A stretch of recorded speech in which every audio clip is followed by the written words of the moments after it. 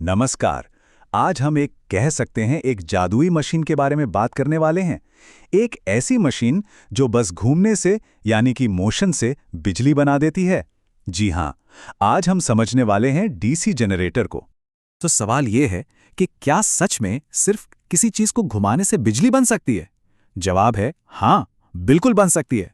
और मजे की बात तो ये है कि इसका एक छोटा सा वर्किंग मॉडल सिर्फ 200-300 रुपए में घर पर भी तैयार किया जा सकता है। तो ये कोई जादू नहीं है, इसके पीछे है साइंस का एक बहुत ही सिंपल लेकिन शानदार प्रिंसिपल। तो चलिए इसी राज से पर्दा उठाते हैं और समझते हैं कि ये सब होता कैसे है। देखिए, इस पूरी टेक्नोलॉजी के दिल में कह सकते हैं कि इसकी नींव में एक ही सिद्धांत काम करता है, और वो है फैराडे का इलेक्ट्रोमैग्नेटिक इंडक्शन का नियम। पूरा का पूरा डीसी जनरेटर बस इसी एक नियम पर टिका हुआ है। तो आखिर ये नियम कहता क्या है? इसे बहुत ही आसान शब्दों में समझते हैं। सोचिए, जब भी कोई तार या कोई भी कंडक्टर एक मैग्नेटिक फील्ड यानी कि एक चुंबकीय क्षेत्र को काटता हुआ गुजरता है, तो बस उस तार के अंदर अपने आप एक बिजली का फोर्स, जिसे हम ईएमएफ कहते हैं, पैदा हो जाता है। बस यही वो आहा मोमेंट था जिसने सचमुच दुनिया बदल दी। अच्छा, अब ये सिद्धांत काम कैसे करता है वो देखते हैं। यहाँ पर ये जो ABCD नाम का तार है, ये नॉर्थ और साउथ पोल के बीच घूम रहा है। अब जैसे ही ये घूमता है, ये मैग्नेटिक लाइंस ऑफ फोर्स को काटता है और बूम, बस इसी एक्शन से बिजली पैदा हो जाती है। ठीक है, बिजली तो बन गई, लेकिन वो बहेगी किस तरफ? इसका पता लगाने का भी एक बहुत ही आसान तरीका है, फ्लेमिंग का राइट हैंड रूल। बस अपने दाहिने हाथ का अंगूठा, पहली उंगली और बीच वाली उंगली, तीनों को एक दूसरे से 90 डिग्री पर फैला लीजिए। अंगूठा बताएगा मोशन की दिशा, पहली उंगली बताएगी मैग्नेटिक फील्ड की दिशा, और बीच वाली उंगली वो बता देगी कि करंट किधर जा रहा है ना? बिल्कुल आसान। तो अब जब हम प्रिंसिपल समझ गए हैं, तो चलिए आगे बढ़ते हैं। अब देखते हैं कि इन सब पुर्जों को जोड़कर ये कमाल की मशीन आखिर बनती कैसे है। एक एक करके इसके सारे मेन पार्ट्स को समझते हैं। देखिए, किसी भी डीसी जनरेटर के कह सकते हैं कि मोटे तौर पर दो मेन हिस्से होते हैं। पहला है स्टेटर, जैसा नाम से ही पता चल रहा है, ये स्टेशनरी रहता है, मतलब अपनी जगह पर स्थिर रहता है, और इसका काम है मैग्नेटिक फील्ड बनाना। और दूसरा हिस्सा है रोटर। ये वो पार्ट है जो इस मैग्नेटिक फील्ड के अंदर घूमता है और असल में बिजली बनाता है।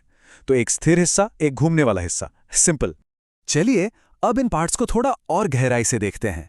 सबसे बाहर जो कवर होता है उसे कहते हैं योक या फ्रेम। इसका काम सिर्फ अंदर के पार्ट्स को बचाना ही नहीं है, बल्कि मैग्नेटिक पाथ को पूरा करना भी है। फिर आती है फील्ड वाइंडिंग।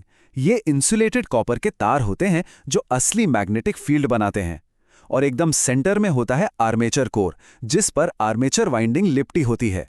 यही वो मेन पार्ट है जो घूमता है और ईएमएफ पैदा करता है।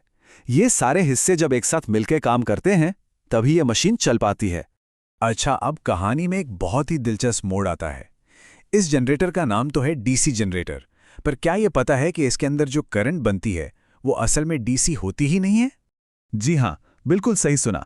आर्मेचर के घूमने से जो करंट पैदा होती है वो होती है एसी यानी ऑल्टरनेटिंग करंट, जो लगातार अपनी डायरेक्शन बदलती रहती है। तो फिर सवाल ये उठता है कि हमें आउटपुट में डायरेक्ट करंट यानी डीसी कैसे मिलती है, जो सिर्फ एक ही दिशा में बहती है। ये डीसी जनरेटर के डिजाइन की सबसे बड़ी चुनौती थी, और इसका समाधान भी उतना ही जीनियस है। और इस मुश्किल पहेली का जवाब है कम्यूटेटर। ये एक बहुत ही शानदार डिवाइस है। इसे मैकेनिकल रेक्टिफायर भी कहते हैं। इसका बस एक ही काम है, आर्मेचर में जो एसी बन रही है उसे बाहरी सर्किट तक पहुंचने से पहले डीसी में बदल देना।